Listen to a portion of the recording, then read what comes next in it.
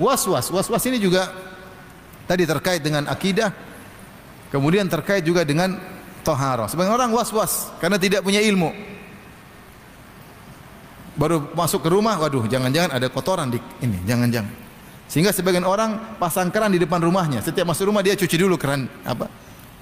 Sampai ada kawan saya bilang, kita dulu was-was Ustaz, kalau ada anak main di luar, masukin jeding, keluar. Khawatir ada najis di sini, ada najis di sini. Was-was. Enggak punya ilmu. Sementara Nabi begitu sederhana. Nabi ajarkan, kalau kalian mau ke masjid, falyanzur, lihatlah kepada khufnya. Kalau ada najis, digosokkan di tanah. Baru masuk, selesai. Karena najis bisa dihilangkan dengan air, bisa juga dihilangkan dengan apa? Tanah. Para sahabiat dulu roknya panjang-panjang. Sampai minta izin kepada Nabi Rasulullah, yurkhina zira'an. Ya Rasulullah, bagaimana kalau rok kami panjangkan sepanjang sehasta, yaitu sekitar 40 cm di bawah mata kaki. Tujuannya apa? Supaya la tankashifu aqdamuhunna, agar kaki-kaki kita tidak terlihat. Kata Rasulullah SAW, yurkhina shibran wala yazidna ala dhalik. Enggak boleh panjang-panjang, cuma cukup sejengkal. Jadi para sahabat dulu semangat memanjangkan roknya supaya kakinya tidak terlihat. Bukan malah publish di foto profile ya. Dan ketika mereka jalan, mereka bilang, ya Rasulullah, bagaimana kalau kena najis? Kata Rasulullah, dibersihkan dengan tanah selanjutnya. Ya itu dimaafkan. Ini anak masukin ke jeding, keluar lagi.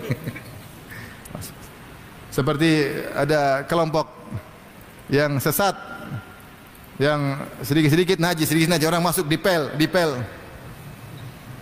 Sampai ada kawan sengaja, bapaknya dia cerita, bapak saya masuk ke masjid dia, kemudian bapaknya pegang situ, pegang dinding. Akhir itu mereka kerja bakti.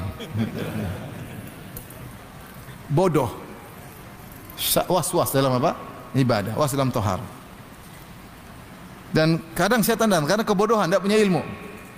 Saya pernah kemarin ditanya juga, ada anaknya was-was, udah ngaji tapi kena was-was, udah di pendidikan ilmu agama, dia merasa kalau sudah wudu seakan-akan belum wudu, sehingga wudu, kasihan, capek, habis wudu mau sholat, aduh kayaknya belum wudu lagi, sholat kayaknya masih 3 rakaat, 4 kayaknya masih 3 terus. Kasihan. Ini was-was, ini penyakit. Ada penyakit hati yang membuat dia senantiasa ragu. Semakin dia ikuti setan, semakin membawanya. Maka sembuhnya dengan ilmu. Ada kaedah ya, kaedah harus dia pelajari. Di antaranya saya bilang, ketahuilah was-was jangan diikuti. Sampai Rasulullah SAW mengatakan, ketika syukiya ilaihi annahu yajidu syai'an fi salati, ada seorang mengeluh kepada Nabi seakan-akan dia mendapati sesuatu dalam salatnya.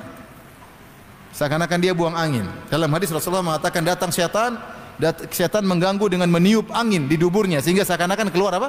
Angin. Setan kurang kerjaan, tapi begitu kerjaan setan. Sehingga angin ada keluar, setan. Atau digerakkan sesuatu rambutnya. Dalam hadis disebutkan. Kata Rasulullah SAW, la yansarif, jangan putuskan salat, lanjut aja. Meskipun ada perasaan, cuekin aja. Karena ada kaedah, al-yakin la yazulu bisyak. Kaedah dalam syariat, keyakinan tidak bisa dihilangkan dengan keraguan. Kamu yakin kau sudah bersuci tadi, sementara kentut enggak, masih ragu, itu kentut ragu itu buang aja. Kata Nabi, kecuali keyakinanmu dibatalkan dengan keyakinan yang lain. Bagaimana timbul keyakinan yang lain kalau kau kedengar tut, berarti benar. Bukan tiupan setan. Itu tiupan dari dalam tubuh. Atau tidak ada suara tapi kau cium. Benar ya. Berarti keyakinan dibatalkan dengan keyakinan. Selama belum yakin, cuekin aja. Taruhlah ternyata memang kau buang angin, solatmu tetap sah karena kau ikut aturan. Ragu, kentut gak ya? Aduh, kentut gak ya? Kayaknya kentut tapi pasti kentut. Saya nggak bisa memastikan dalam hati. Berarti kalau belum bisa memastikan, lanjut apa? Salat. Seandainya kau pun buang angin, tetap salatmu sah. Paham? Itu lawannya begitu. Ustaz, saya merasa tadi sudah wudu. Kalau kau sudah wudu jangan ulang lagi. Kayaknya belum, cuekin aja. Meskipun ternyata kau belum cuci tanganmu, tetap salatmu sah karena obatnya kau harus lawan itu. Itu namanya udzur syar'i.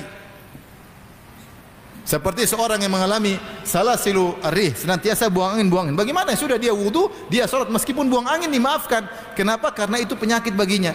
Salasilul baul, orang salat kemudian keluar setetes, 5 menit setetes lagi. Bagaimana caranya? Azan dia wudu, salat, meskipun menetes terus tidak ada masalah.